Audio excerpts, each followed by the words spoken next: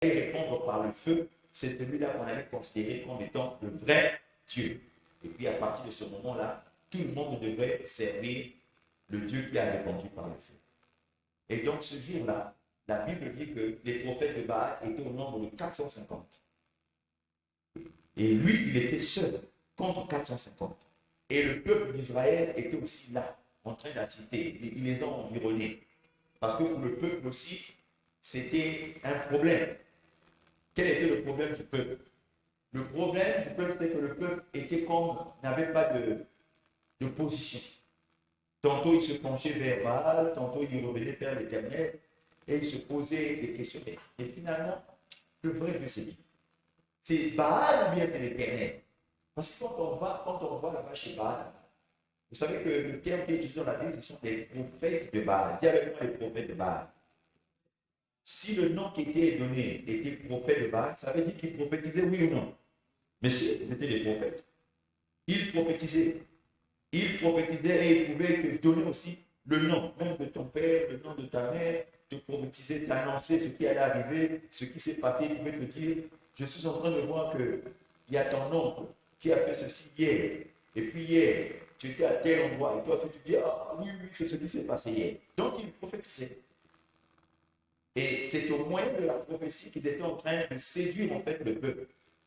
Donc, l'histoire selon laquelle les gens aiment les prophéties, là, ça a commencé depuis l'Ancien Testament. Les gens sont friands, friands des prophéties. Cela ne veut pas dire que la prophétie est mauvaise, mais plutôt qu'il faut chercher à être dans une bonne dimension prophétique. C'est-à-dire une dimension prophétique dont la source est l'éternel. Est-ce que quelqu'un peut le comprendre? Parce que tu peux être dans un couloir prophétique, mais dont la source n'est pas l'éternel. La source peut être un esprit de Python, la source peut être des prophètes de Baal. Et chez nous, ici dans notre pays, le constat est fait qu'il y a beaucoup de prophètes de Baal qui se sont répandus dans notre nation. On a beaucoup de groupes, ce qu'on appelle des groupes de prière, des groupes qu'on appelle ça encore quoi? Bisinga, le terme local utilisé. C'est comme ça qu'on appelle ça. Des endroits où quand tu vas, on te dit ton avenir, on te parle de ton passé, on t'explique des choses, et jusqu'à dire même que non, celui qui est en train de faire ça, c'est ton oncle, c'est ta tante, c'est ton grand-père. Le problème, c'est que quand on te dit ces choses, c'est vrai que dans la réalité, tu constates que, oh, mais oui, ce qu'on m'a dit là, c'est ce qui s'est passé hier, c'est ce qui s'est passé avant-hier. Le problème, c'est quelle est la source d'inspiration de tout ce qu'on te dit. Est-ce que vous comprenez? Au temps de Pharaon, quand Moïse est venu avec son bâton, il a jeté le bâton s'est transformé en serpent. Pharaon aussi a appelé ses sorciers, ils sont venus, eux aussi ils ont jeté les bâtons se sont transformés en serpent. Donc il était difficile en ce moment-là de savoir quel était le serpent de Dieu et quel était le serpent de Satan. Est-ce que vous comprenez? Il fallait donc chercher à connaître la source. Et le moyen de connaître la source de la prophétie, c'est la parole de Dieu. Les fondements, c'est la parole de Dieu. Est-ce que vous comprenez? Est-ce que les gens, vous comprenez bien aimé? Est-ce que vous comprenez bien aimé? Le critère pour reconnaître la bonne source, c'est la parole de Dieu. Si quelqu'un fait des prophéties, même si il te dit, comment on appelle, le nom de ton grand-père, de ta grand-mère, la couleur de ta voiture, de tes chaussettes, bien aimé, ça ne doit pas t'impressionner. Parce que Pharaon a fait ça aussi devant Moïse. Moïse a failli être impressionné, il a dit, oh, lui aussi ça fait ça. Et en plus, pas seulement un serpent, 4 serpents. Il s'est dit, oh, bien, mais ces gens-là sont forts. Alors le Seigneur lui a dit, ne panique pas, attends voir pour que l'on sache qui est le vrai Dieu.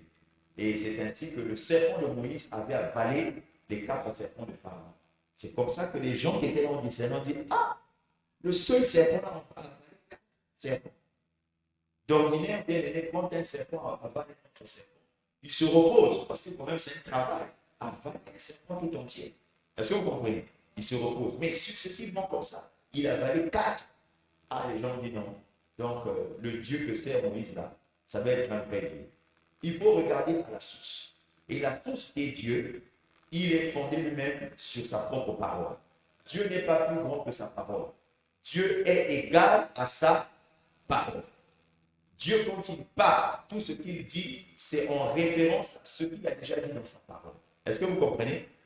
Une prophétie qui s'annonce sur ta vie, mais qui contredit la parole de Dieu, ça veut dire que ce n'est pas une vraie prophétie. Est-ce que je suis en train de parler à quelqu'un ici? Vous devez retenir ça, bien aimé. Faites très attention. Faites extrêmement attention. Une prophétie qui n'est pas fondée sur la parole de Dieu, elle n'est pas une prophétie. Je vous prends un exemple. Quand quelqu'un te donne une prophétie et il te dit que c'est ton oncle qui fait ça, le but c'est quoi en fait? C'est de diviser la famille. Est-ce que quelqu'un comprend le nom? Oui. Mais Dieu, c'est le Dieu des familles. Il a dit dans Actes chapitre 7, verset 31, crois au Seigneur Jésus et tu seras sauvé, toi et ta famille. Donc, ce que Dieu cherche, même si ton oncle est sorcier, c'est de faire que l'oncle soit sauvé. Est-ce que quelqu'un comprend? Il a dit dans Ézéchiel chapitre 33, verset 11, ce que moi l'Éternel je désire, ce n'est pas que le méchant meure dans sa faute, mais c'est qu'il se convertisse et qu'il change d'attitude. Et il a dit, répentez-vous. Dieu vise que les gens dans les familles soient sauvés, que les gens dans les familles soient restaurés. Ce n'est pas que les gens meurent dans l'ignorance et dans la condamnation. Donc Dieu ne peut pas donner une prophétie en disant, ah, la prophétie, c'est ton oncle qui est en train de faire ça. Et puis, ce que ça va s'aimer en toi, c'est quoi? C'est la haine. Dis avec moi la haine. Le sentiment de vengeance. Dis avec moi le sentiment de vengeance. Ça va s'aimer en toi l'esprit de rejet. Dis avec moi l'esprit de rejet. Ça va s'aimer en toi la réclamation. Dis avec moi la réclamation. Ça va s'aimer en toi la méchanceté. Dis avec moi la méchanceté. Les esprits, le manque de, encore le manque de pardon. Dis avec moi le manque de pardon. Et vous voyez, les esprits ne font que s'ajouter. Donc, à la fin, ce sont tous ces esprits-là qui ne vont pas entrer en ton nom, mais qui vont entrer en toi. Et toi, tu es maintenant condamné. Tu vis maintenant dans la condamnation. Est-ce que quelqu'un est en train de comprendre? Et puis après, autre chose. Quand tu te dis que c'est ton nom, après, ils ne te disent pas aussi quelle est la solution. Oh, mais c'est mon nom. Ah, mais non, moi, je t'ai déjà parlé. Toi-même, j'aime ça là-bas, c'est ton nom. Bien aimé, c'est en fait, vous te laissez le champ libre d'aller même commettre un crime, d'aller tuer, de verser dans la haine et la méchanceté. Est-ce que vous comprenez? Bon, c'est mon nom que maintenant, Dieu, puisque Dieu est plus fort que mon nom, il dit quoi? C'est mon nom qui est sorti, d'accord. Maintenant, quelle est la solution qui est au-dessus de la sorcellerie que mon nom vous donne? Ça, ils ne te le disent pas. Alléluia. Ils ne te le disent pas. Ils ne te le disent pas. Ils ne te le disent pas. Il faut que la démonstration soit faite que le Dieu là est plus grand que le sorcier, l'homme qui est sorcier. Est-ce que vous comprenez? Si la démonstration n'est pas faite, mais seulement on t'emmène dans un jeu où on te dit que c'est l'homme, mais on ne t'apporte pas des solutions, bien aimé, dis-toi que même si on t'avait décrit certaines choses de la famille, cette prophétie-là, elle est fausse. Fais attention, tu es dans un mauvais milieu. On est en train de te conduire sur un chemin de la haine, la destruction. Est-ce que quelqu'un peut le comprendre? J'étais allé au plateau dans une famille qui est ici dans l'église, dont je tais le nom. Et la maman m'a dit, papa, il y a mon grand frère, mon aîné, qui me menace. Il me menace, il veut me tuer et il vient aussi m'attaquer la nuit. Je le vois aussi la nuit. Le jour aussi, physiquement comme ça, il est venu m'agresser. Et il a même dit qu'il devait sortir de cette parcelle parce que la parcelle est familiale. Et moi, je suis arrivé là-bas. J'ai dit, bon, il t'attaque. La maman s'est mise à pleurer. Papa, il m'a attaqué, je l'ai vu. Et voilà, j'ai le mal ici, j'ai mal là. Une sorcellerie visible. Quelquefois, il lui dit que tu vas voir la nuit ce qui va t'arriver. Et ce qui arrive aussi la nuit, bien aimé, c'est grave. Je suis allé trouver la maman dans un état compliqué. Amen. Je parle sous le contrôle de ma fille. Mais j'ai prié avec la maman. Et quand j'ai prié, j'ai pris autorité sur les esprits qui animent son frère. J'ai pris autorité sur toute influence satanique. J'ai détruit toute forme d'œuvre, les flèches qui sont lancées contre elle. J'ai détruit toutes ces choses. Et j'ai proclamé la condamnation des fondements sur lesquels reposait toute manifestation démoniaque et satanique dans la vie de l'homme. Et j'ai proclamé sa protection. Et quand je suis parti, il est venu le lendemain matin. Je ne sais pas qui lui a dit. Quelqu'un lui avait dit, ou bien c'est lui-même. Lui-même. Lui-même, la sorcellerie existe. Il est venu le matin. Il est venu dire à sa sœur, même si tu as appelé le pasteur pour venir prier là. Vous ne... je vous dis la vérité, elle est là. La fille est là. Alors que personne ne lui a dit que moi j'étais passé là. Mais comment il a su? C'est dans la sorcellerie, le mysticisme. Il a dit, même s'il il est venu physiquement, c'est pas dans le rêve, physiquement le matin. À quelle heure il était venu? Vers quelle heure? Vers 7 heures. Il est venu. Il est venu me dire, même si tu as appelé le pasteur pour venir prier pour toi, il n'y a rien, tu ne mourras pas. Et puis, je vais continuer à te nuire, je vais te casser, tu vas voir ce que je vais te faire. Tu vas vivre ça, tu vas voir. Mais seulement, la maman a constaté que, contrairement aux autres nuits, après ma prière, la nuit de ce jour-là, elle avait bien dormi. Amen. Donc, elle m'a appelé, elle me dit, papa, il est venu ici ce matin, il est venu dire que ça ne marchera pas, que tout ce que tu as fait là, ça ne tient pas, et que lui, il va continuer d'agir. Mais en fait, j'ai compris, j'étais dans la même situation que Élie. Amen. Élie a dit que vous invoquez votre Dieu, moi aussi j'invoque mon Dieu, et on verra. Le Dieu qui répondra par le feu, ce sera lui, le vrai Dieu. Est-ce que vous comprenez bien? Donc c'était un défi. Je sentais maintenant que la confrontation était interpersonnelle, mais ce sont les esprits qui étaient derrière. Quand elle m'a dit ça, j'ai dit ok, d'accord, merci. Donc, bien aimé, chez moi à la maison, j'ai fait d'autres formes de prière. J'ai prié. Et qu'est-ce qui s'est passé, bien aimé? Qu'est-ce qui s'est passé après chez lui? Sa femme s'est paralysée. La femme du monsieur s'est paralysée. La femme du grand frère s'est paralysée. Et après, il y a eu quoi ensuite? La femme ne se lève plus et lui aussi a senti sa femme. Et ça crée comme un relâchement de pression. Est-ce que vous comprenez? Je suis sûr qu'il est en train de se dire, ah, le pasteur là, il faut que je me méfie un peu parce que, alléluia. Est-ce que vous comprenez ça, pasteur? Vous comprenez ça, mes soeurs? Il doit se dire, ah, le pasteur là, après ces événements-là, juste après, ma femme se paralyse. Moi aussi, la santé, ça ne va plus. Bien aimé, croyez que vous avez un Dieu qui est grand, qui est puissant. Je vous dis la vérité. Vous avez un Dieu qui est grand. Ne tremblez pas. Amen. Ne tremblez pas. Ne soyez pas effrayés. L'Éternel, votre Dieu, marchera lui-même avec vous. Et il ne vous abandonnera point et ne vous délaissera jamais. Est-ce que vous comprenez ça? Amen. En fait, moi, ce que je recherchais, quand je priais, je disais, Seigneur, donne l'approbation. Manifeste quelque chose qui montre que tu approuves ma démarche en empêchant que cet homme-là puisse détruire cette femme. Est-ce que vous comprenez? Mais donc, le feu là qui est descendu du ciel, qu'est-ce que ça produit? En fait, c'est la paralysie. Est-ce que vous comprenez ça? Donc, à un moment donné, bien aimé, quand la confrontation avec le monde des ténèbres devient rude, il faut qu'il y ait un feu qui descende pour faire la différence entre toi qui sers Dieu et ceux qui ne servent pas Dieu. Est-ce que je parle à quelqu'un? Donc, Élie a dit, vous faites beaucoup de prophéties dans le pays, vous avez séduit les gens avec les prophéties, mais maintenant, là, il est question qu'on invoque Dieu et qu'il fasse descendre le feu. Il n'a pas dit que l'exercice, c'est que toi tu prophétises, moi je prophétise. Non. Il a dit l'exercice, c'est le feu. Il les a emmenés sur un terrain où ils se sont dit, ah, est-ce que le terrain là, bon, eux, ils se disaient que comme ils prophétisent, ils donnent son type de vraies prophéties, mais alors que ce sont des fausses prophéties. À quel moment une prophétie est fausse? Premièrement, une prophétie est fausse lorsqu'elle ne s'accomplit pas. Si quelqu'un prophétise et la prophétie ne s'accomplit pas, et naturellement, comme ça ne s'est pas accompli, c'est qu'elle est fausse. Vrai ou faux? Mais deuxièmement, ce que les gens ignorent, c'est qu'une prophétie est fausse lorsqu'elle s'accomplit, mais elle détourne le cœur de la personne de Dieu. Elle détourne le cœur de la personne et l'emmène à servir les faux dieux. Là aussi, ça veut dire que la prophétie est fausse. Et c'est le cas d'Israël en ce moment. C'est le cas aussi de notre pays actuel. Les prophéties sur les gens s'accomplissent, mais sauf que ça les détourne du vrai Dieu. C'est pour les emmener vers le faux Dieu.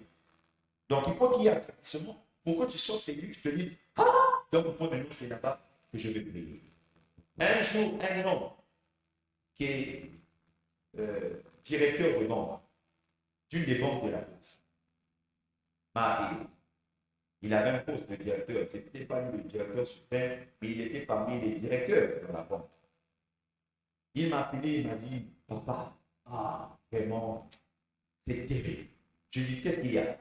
Je suis en contact avec des gens là, non, ils sont très forts, ils sont très forts, ils sont très forts, papa, c'est formidable. Moi, je suis maintenant avec eux. Je dis, ah bon, mais qu'est-ce qui se passe? Il dit, non, mais moi, j'ai des problèmes là-bas. Et ils m'ont dit qu'on va te montrer la source de tes problèmes. Et ils ont emmené, vous voyez, la boîte de lait de 15 000, hein, vide. Ils ont mené, ça a déjà attendu que le boulot finisse à la fin du service. Ils sont venus, ils avaient la boîte dans un sac. Je les ai fait entrer dans mon bureau. Et là, ils ont ouvert la boîte. Ils ont dit, bon, tu vois la boîte, il y a quoi dedans? J'ai dit, non, il n'y a rien. J'ai dit, bon, d'accord, on ferme la boîte. Ils ont fermé. Et ils ont dit, demain, tu vas découvrir qui est en train de menacer ton poste et quelles sont les choses qui sont en train d'agir contre toi. On saura ça demain. Donc là, maintenant, on met la boîte. Nous, on va faire quelques prières. En fait, c'est des implantations. Ils ont fait quelques prières là. Ils ont dit, ils ont encore ouvert. Ils ont dit, regarde bien, il y a quelque chose? Non, il n'y a rien. Ils ont fermé la boîte. Ils ont dit, allez, tous on sort, tu fermes la porte, tu viens demain matin. Et tu nous appelles. On vient là. Et bien aimé, quand ils sont sortis, ils ont fermé. Le lendemain matin, quand ils sont arrivés, il les a entendus. Quand ils sont arrivés, là, ils ont dit, bon, ouvre la porte de ton bureau. Je suis sûr que personne n'est rentré. Non, personne n'est rentré. Ouvre.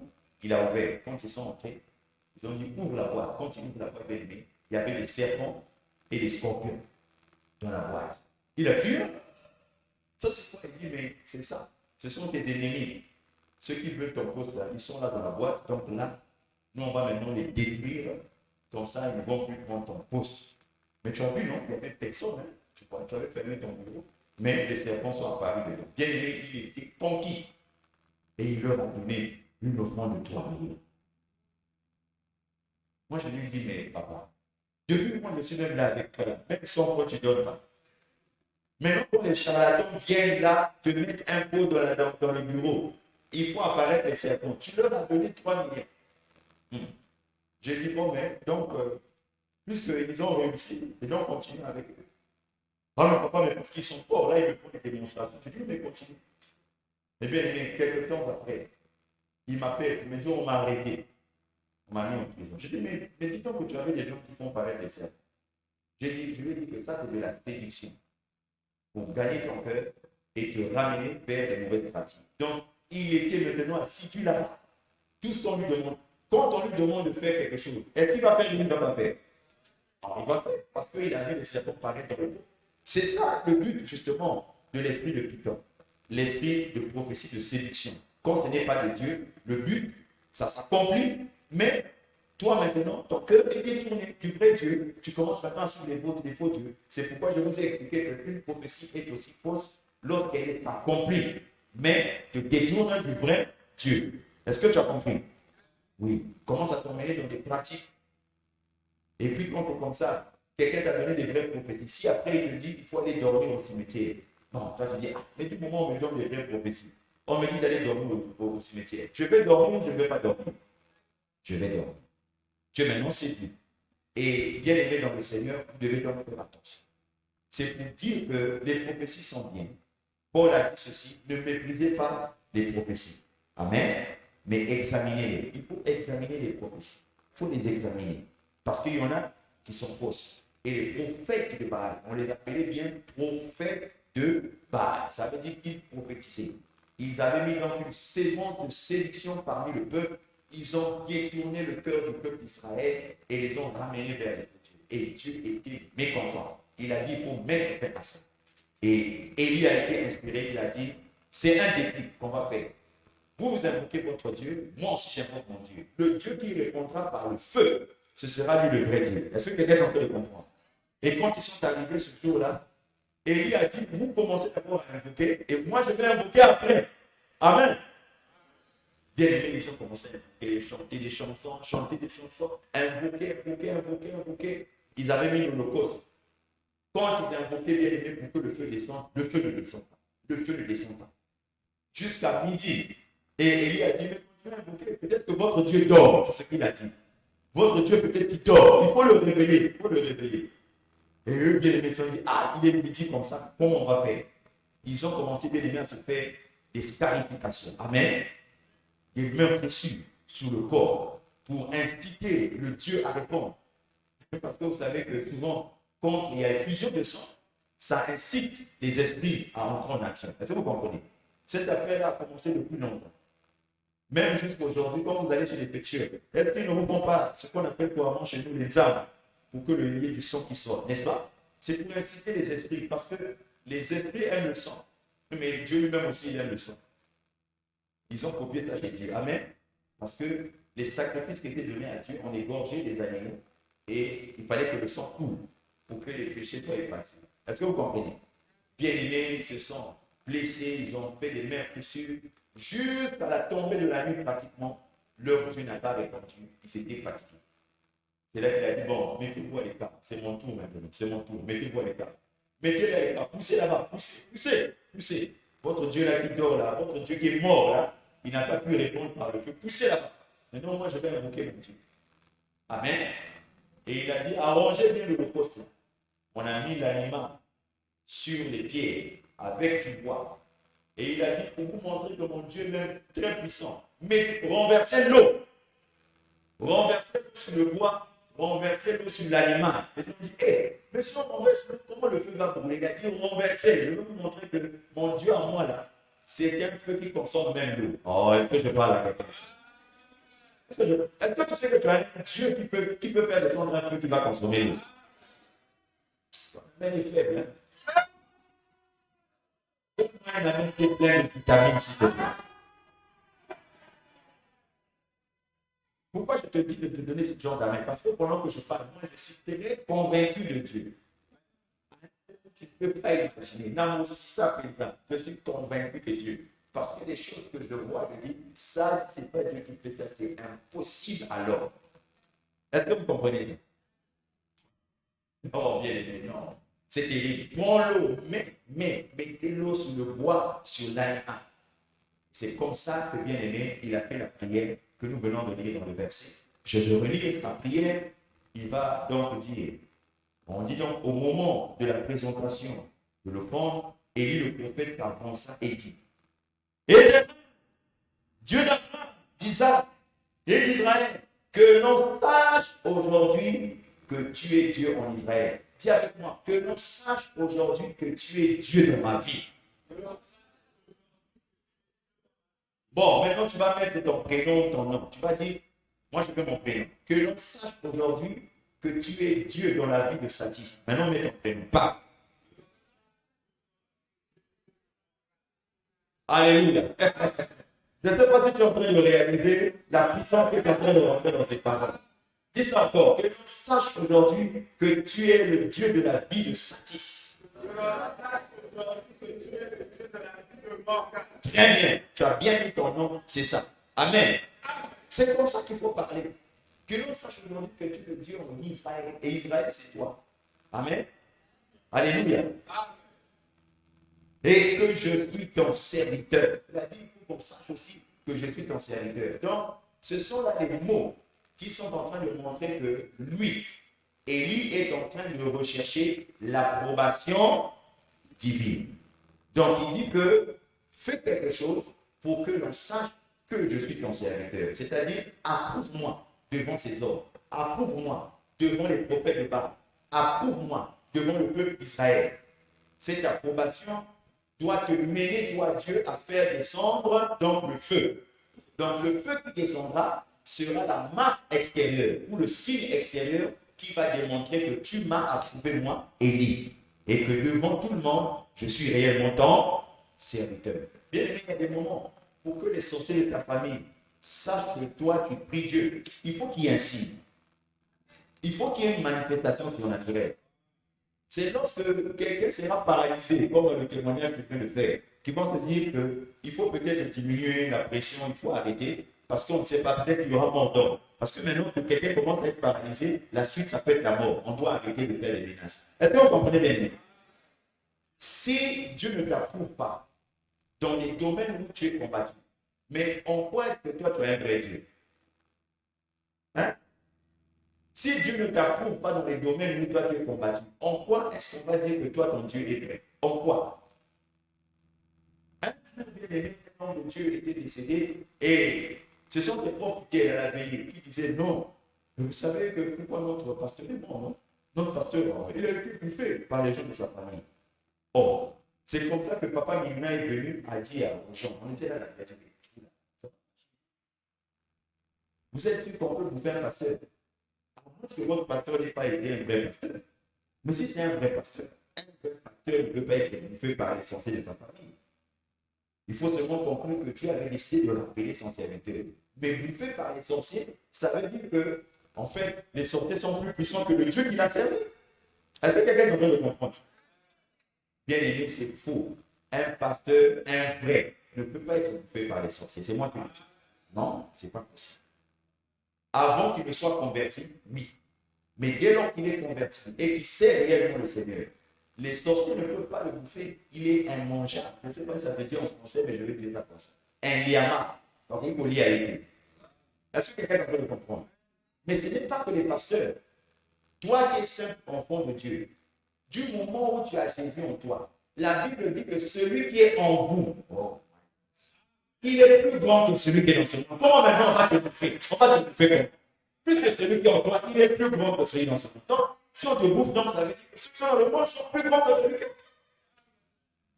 Lis la parole de Dieu, tu comprendras, même seulement en lisant les versets bibliques, tu comprendras que non, il y a quelque chose qui n'est pas normal dans ce que les gens disent. Amen. Et c'est ça que qu'on va dire, que celui qui était en votre pasteur est plus grand que celui qui est dans ce monde. Donc, si c'est les sorciers qui l'ont bouffé, ça veut dire que ceux qui sont dans ce monde sont plus grands que celui qui est dans votre pasteur, donc plus grand que Jésus. Donc, est-ce que vous croyez à ça? Ah, non. Selon cette logique-là, ce n'est pas possible qu'il soit plus grand que Jésus. Est-ce que vous comprenez bien? Croyez que le Dieu que vous servez est plus grand. Croyez que le Dieu que vous servez peut trancher. Il s'appelle Ségamamou. Est-ce que vous m'entendez? Il s'appelle Ségamamou. Il finira par trancher. Quand je dis à un moment donné, c'est parce que la Bible dit que le malheur atteint souvent le juste, mais Dieu l'en délivre toujours. La Bible ajoute, on vous fera la guerre, on ne vous vaincra pas. Jamais.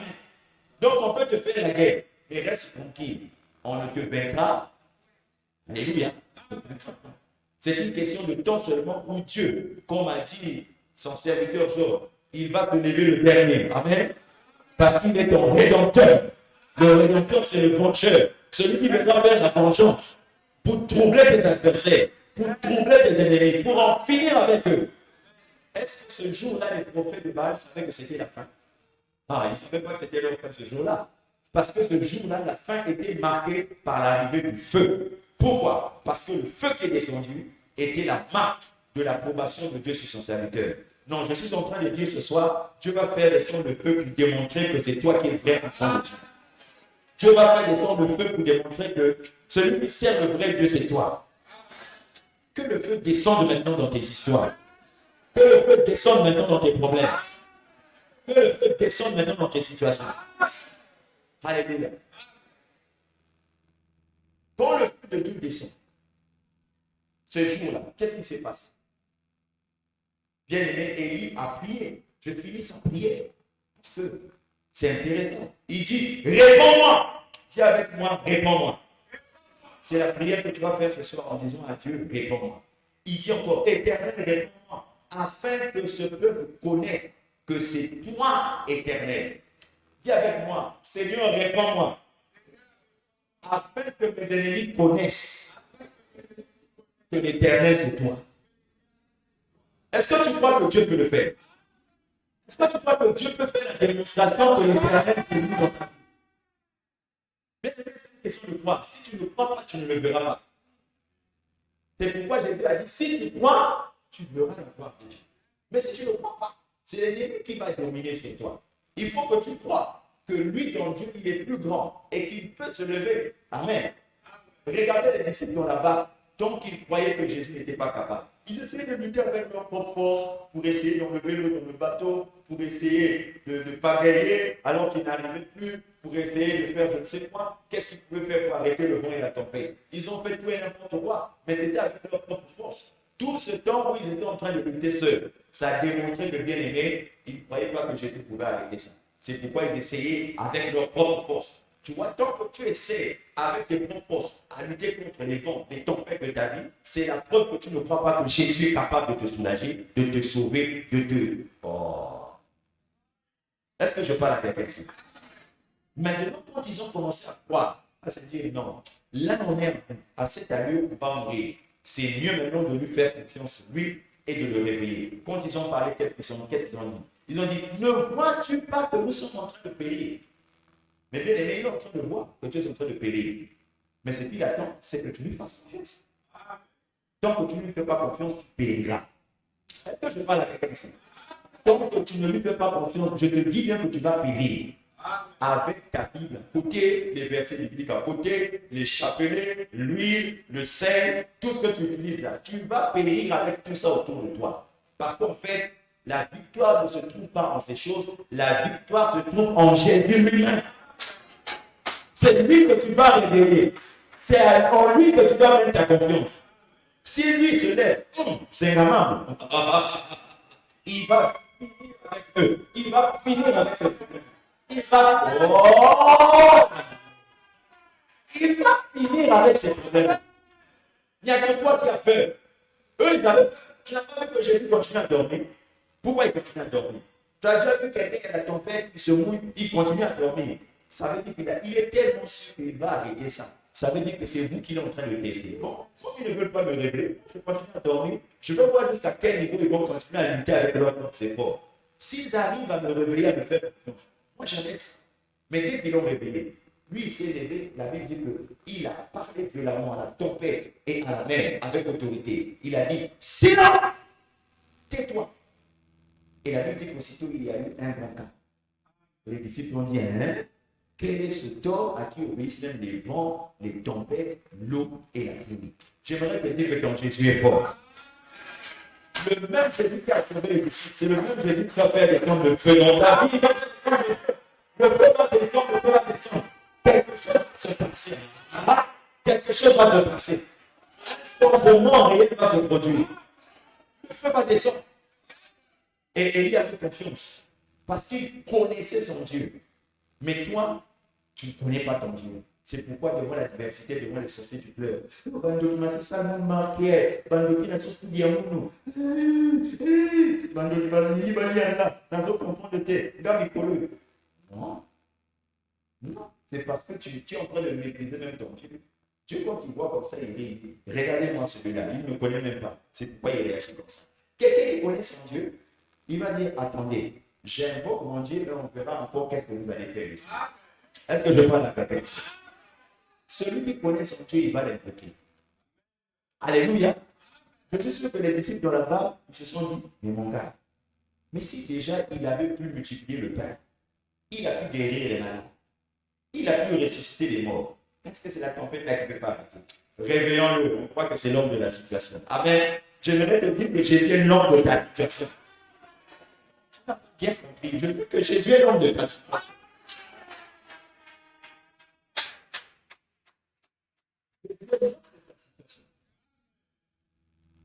Je suis marqué quand je vois papa au lit. Quand je vois mon papa, je suis toujours touché. Comment est-ce qu'en ce moment-là, on lui a opéré la tête? Il est là, la tête. Et les médecins ont donné un pronostic mortel. Ils ont dit à défaut, s'il revient à lui, il ne pourra plus parler, il ne pourra plus marcher, il deviendra hémiplégique. Mais quand je le vois, il part, il marche avec tout ce qui lui est arrivé. J'ai dit, si ce n'est pas Zégaman, ça c'est qui peut faire ça. Bien aimé, il faut que les témoignages de gens qui sont à côté de toi te fassent peur. Emmène la crainte de Dieu en toi. Sinon, tu ne verras pas les bons miracles. Si tu commences déjà à te dire, là, il y a Dieu là-dedans. Ça, c'est Dieu qui a fait. Amen. Ça va créer encore une attitude de te dire que mon Dieu est puissant. Donc, si j'ai un problème, c'est le Dieu qui a opéré dans ma tête là. C'est lui que je vais invoquer pour ma situation. Je te dis la vérité. Ton attitude vis-à-vis de Dieu doit changer. C'est parce que tu crois que Dieu c'est quelque chose. Bien aimé, Dieu n'est pas une tête, s'il te plaît. Dieu n'est pas un choix, s'il te plaît. Dieu n'est pas une assiette, s'il te plaît. S'il te plaît, arrête d'avoir l'idée de Dieu comme une chose qui existe dans l'atmosphère, comme la fumée de la cigarette, et puis ça est là. Ça peut se dissiper, ou bien ça revient dans les narines de quelqu'un. Non! Dieu est une personne et il est puissant. Puissant et grand, capable de faire au-delà de ce que tu peux penser et imaginer. Est-ce que je parle à quelqu'un ce soir? Tiens, enlève-moi ça, mon fils. Et je suis enlève ça. Il peut faire. Ramasse mon choix. Amène ça sur la table. pas à côté, il a seulement fait tomber un peu, regarde comment il s'est passé. Il est en train de soigner. Et toi, tu crois que Dieu est comme ça? Tu crois que Dieu est comme ça?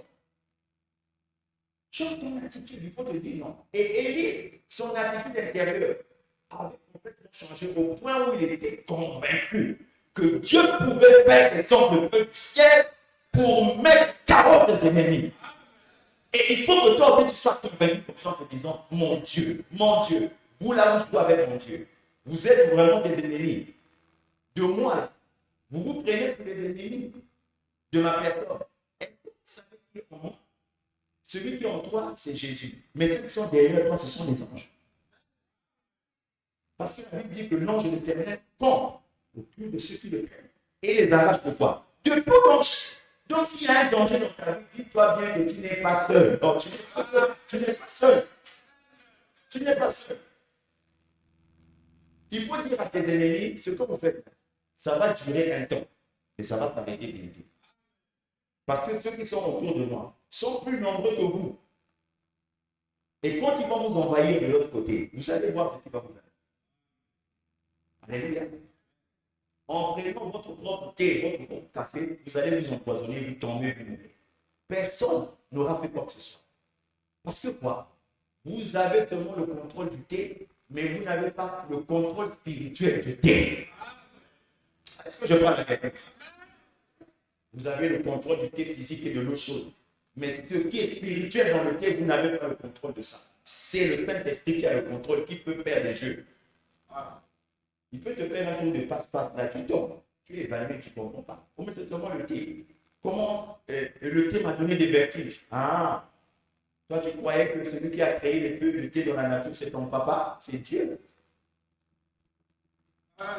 Oh, est-ce que je parle à quelqu'un? Changez votre attitude. Dis à ton voisin, change ton attitude, change ton attitude. Change ton attitude. Dis à ton voisin, change ton attitude. Vis-à-vis de Dieu, change ton attitude. Dis-lui, Dieu est un Dieu qui fait descendre le feu. Dis encore, l'arrivée du feu, c'est pour bientôt. Dis-lui encore, le feu existe. C'est pourquoi quand nous prions, nous disons, je t'envoie le feu. Dès qu'on dit ça, les démons. Mais c'est que spirituellement, là, ce feu-là existe. Pourquoi crie-t-il? Je sors. Oui. Il commence à chercher à déchirer les amis parce que spirituellement, le même feu qui a travaillé le jour d'Élie là existe. Ça avait déjà existé avant Élie. Élie avait seulement eu la révélation que dans le ciel, il y a un feu qui existe. Je peux donc faire descendre ce feu, que ça agisse maintenant. Non, je dis à quelqu'un, il y a un feu qui existe qui va descendre dans ta vie. Est-ce que tu comprends ça? Ce feu existe. Je suis excité de savoir que ce feu existe. C'est pourquoi le Saint-Esprit est lui-même symbolisé par le feu. Le jour de la Pentecôte, des flammes de feu sont descendues sur les têtes des gens. C'est pour montrer que Dieu fonctionne avec le feu. Oh, vous n'avez rien compris. Dieu fonctionne avec le feu. Est-ce que vous comprenez ça? Il fonctionne avec le feu. Quand tu es chrétien, il t'embrasse pour te donner le courage et le zèle. Mais quand tu es ennemi de Dieu, il t'embrasse pour te mettre KO par terre. Est-ce que quelqu'un est en train de comprendre? Il a dit qu'ils sachent que tu es Dieu et que tu ramènes leur cœur. La Bible dit, et le feu de l'Éternel tomba. C'est ce qui va se passer dans ta vie maintenant. Et il consuma l'holocauste, le bois, les pierres. Donc, bien aimé, le feu, quand il est descendu, il a consumé l'animal, l'holocauste. Il a consumé, bien aimé, les pierres et le bois. Donc, à l'endroit où il y avait l'holocauste, il y avait un cratère. Du genre, une bombe est tombée là. Ça fait un gros trou. Il y avait en fait une explosion du genre, un obus qui est venu tomber là. Je ne sais pas à quoi je peux simuler ce bruit, mais bien aimé, la déflagration, la détonation qu'il y a eu en ce moment-là, je pense que même ce n'est pas comparable aux armes qui existent maintenant. Est-ce que vous m'entendez bien aimé? Ça créait une grande crainte, une grande peur. Les gens sont tombés par terre, comme dans les guerres, pour essayer de se protéger. Je crois que c'était la première bombe atomique. Alléluia.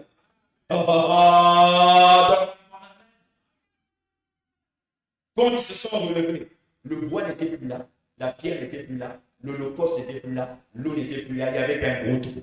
Je dis que pour tes ennemis, il y a un gros trou qui les attend. Un gros trou est en train de les... Oh, un gros trou est en train de les attendre. Un cratère, un gros trou. Les bombes des Russes, ça tombe de là, c'est rien. La vraie bombe, c'est le feu de l'Éternel.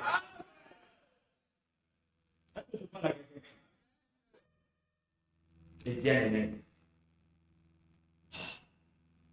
le feu est donc descendu. Et Élie a dit que l'on sache que tu es Dieu. Et c'est donc en ce moment-là que les gens ont su que le Dieu d'Élie était le vrai Dieu. Et après, il a donné un ordre. Il a dit, tous les 400 prophètes, on les tue maintenant. Et les 400 prophètes ont été tués. 450, bien précis. 450 prophètes ont été tués ce jour-là. Prophètes de Baal. Pour déterminer qui est le vrai Dieu. J'aimerais te dire que ce que Élie a fait aujourd'hui est faisable, et sur le plan physique et sur le plan spirituel. La Bible dit que Élie était un homme de la même nature que nous. Il pria pour que la pluie s'arrête, la pluie s'est arrêtée. Il a prié à nouveau pour que la pluie tombe, la pluie est tombée. Il a prié pour que le feu descende, le feu est descendu. La Bible précise dans Jacques que c'était un homme de la même nature que toi et moi. La même nature, ça veut dire que toi et lui, il y a la chair et le sang. Amen. Maintenant, la seule différence entre toi et lui, c'est que lui, pendant qu'il croyait, toi, tu n'aimes pas croire que Dieu est capable. C'est la seule différence.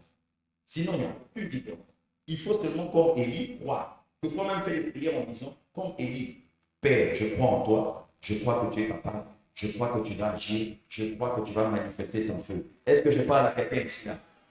Le feu était donc le signe de l'approbation de Dieu. Dieu a donné l'approbation par le feu. Il faut que, bien aimé, à l'époque où nous sommes aujourd'hui, qu'il y ait le feu qui descend dans certaines de nos situations pour qu'il y ait l'approbation que nous sommes de Dieu et que nous ne sommes pas perdus. Est-ce que je parle à quelqu'un? Acclame le Seigneur.